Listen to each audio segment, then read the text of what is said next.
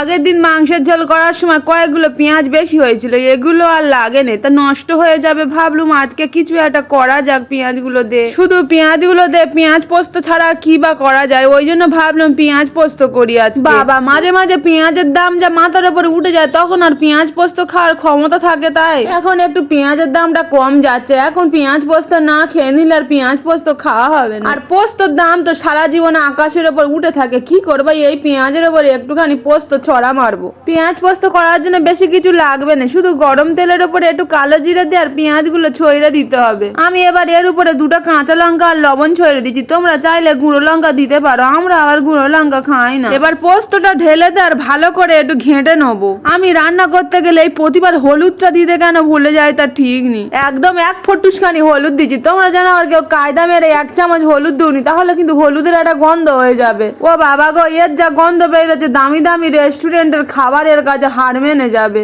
এর ভাগ দিতে একদম মন চাচ্ছে না, যেন কি করব, স্বামী হয়েছে, ভাগের ভাগ তো দিতে হবে। কারুর পাতায় এটা দিলে না তার আর 1 থালা ভাতে আর হবে না, দেখবে ভাতের হাঁড়ি না ডেকে দেবে।